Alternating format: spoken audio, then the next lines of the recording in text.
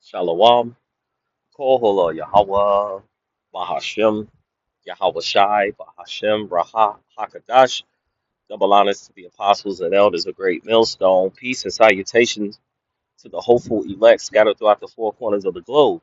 My name is Barad Duvall, coming to you from the GMS campus, Indianapolis, and to all those listening and learning to you, I say Shalom, especially to you so-called blacks, Hispanics, and Native Indians that make up the 12 tribes of Israel. Today, just spiritual thoughts on un- uncovering. We just call it spiritual thoughts, the uncovering. And just starting out with the book of Matthew, chapter 10, verse 26. Typically, I'll have my set of scriptures all together, but in this particular case, I'm just going to flow through the spirit of Yahweh Bashem Yahweh Shai. Hopefully, it is edifying, uplifting, and exhorting unto the elect body of true believers. This is the book of Matthew, chapter 10, verse 26. It says, "Fear them not, therefore." Let's actually let's go one more. Let's go a previous scripture. Um, and it says, "It is enough for the disciple." Verse 25. It is enough that the disciple for the disciple that he be as his master, and the servant as his lord. If they call, if they have called the master of the house Beelzebub, how much more shall they call them of his house? So of course, if they're calling, Yahweh Shai, a Lord of the Flies, calling him a, a drunkard, a bibber, uh, calling him, you know, um, Satan in other words, because as he mentioned, he says, "How can Satan cast out Satan?" He was doing great works, right? He was teaching the people, he was healing the people, he was doing great miracles. So he said, if they call him the Lord of the house, Beelzebub, how much more shall they call them of his household? And we are of the house of David, hope, praying that we maintain to be of that elect. And if it's not those men, starting with the men of GMS, the head apostles and elders, the bishops, uh, and those that teach the likewise doctrine, then who else? Because when you look out into the world, you see that many other camps are waxing worse and worse as far as their leaders, as far as the camps in general. You see that there are a lot of men and women who once claimed, or at least um, when they pop up on videos for the first time, had claimed the Israelite heritage as their nationality, but then have denounced it. So you only see that there's only a few men that the Lord has called. Like you said, many are called, but few are chosen. But there's been only a few that has stood stern and stood, as the scriptures will have said and will say, or has said, stood so stiffly, right, for um, the word of Yahweh Shem Yahweh Shai, roughly paraphrasing. I believe it was Ezra's. It says, then he commended them who stood so stiffly, okay, for Yahweh Shem Yahweh Shai. But at the same time, how do we stand firm, right? By taking heed according to the word. We wash ourselves and we continue to uh, stay in the truth. By reading the scriptures and watching, because as we start to see the uh, the Lord's word come to life more and more as the Yahweh Shah returns, it increases our faith. It increases our belief in the word. It solidifies our position, each and every day.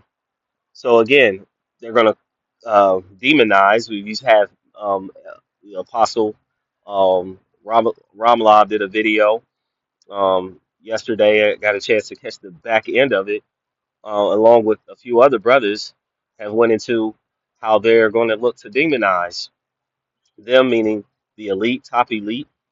You have two-thirds of our people are looking to demonize and uh, the men of the Lord. All right. And so going into the next verse, and this is and hopefully it'll come up soon. But um, in the book of Matthew's chapter 5, he talks about blessed are they when men persecute you, um, and revile you and speak all manner of evil against you for his sake. He says, rejoice and be exceeding glad, for theirs is their reward.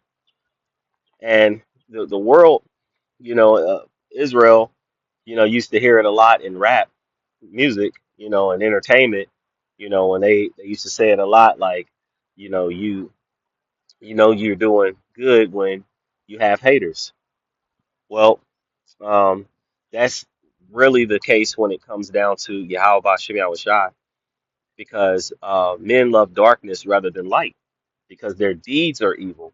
So they come against the light. Why? Because the light is shining, shining upon the people, this word, and it's showing them their evil deeds. And when it does that, like it tells us in the book of Hebrews that it is sharper than a two-edged sword. Okay, and it pierced through asunder the bone and marrow, and it cuts right to the spirit. And that's why people, it shows you the type of person, the manner of person that you are when you are having to be presented, with the Lord's word. Whether you're going to be show you to be marked for life or marked for death. There's no in between. And it says Matthew chapter 10 verse 26. It says, fear them not, therefore, for there is nothing covered that shall not be revealed, or nothing or hid that shall not be known. So I was listening to the elder Demasha Pot of the Indianapolis camp.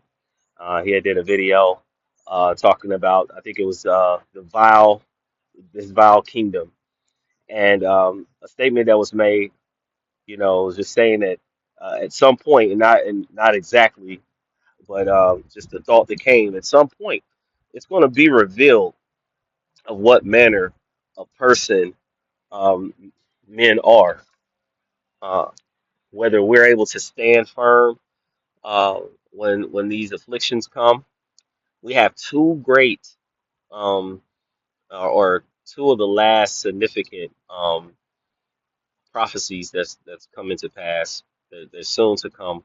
We have the MOTB, the mark of the beast, which is that chip that's going to soon be implemented. But then you also have this World War III, and in the process of all of that, we're going to have Yahweh Shah's return, and with his return comes great glory for the elect of the house of Israel. But before that is to happen, there's going to be a lot of turbulence, a lot of afflictions that's going to come, and this is what the elect will be getting their mind set for. Um, while the people of the world are looking for their 10-year plan, 5-year, 10-year plan, they're looking for this life to be better and to get better. They actually are cleaving on to Esau Edom, and he has a pride that, as it tells us in Psalms 49 and 11, that their houses shall continue forever.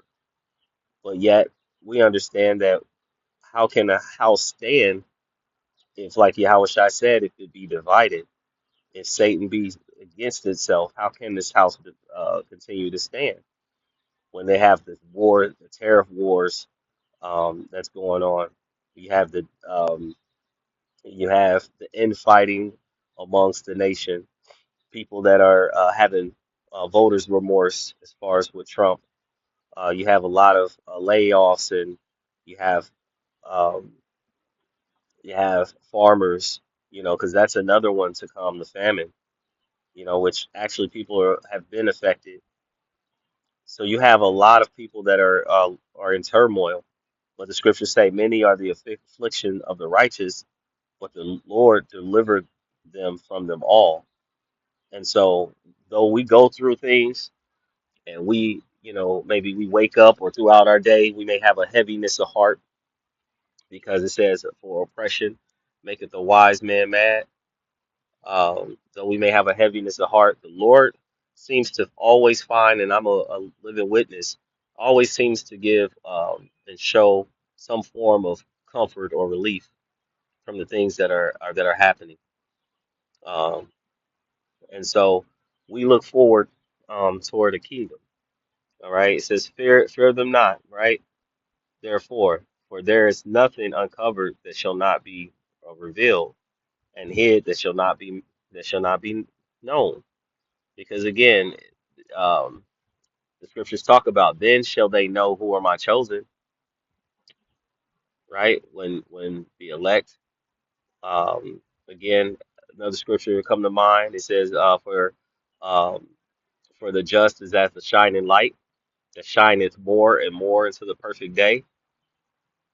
It says, let me see if I can pull it up.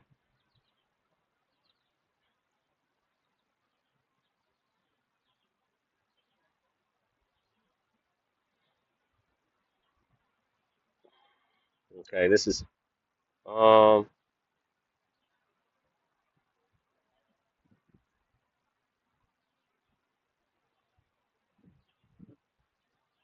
it's in the book of Proverbs. My phone today is actually.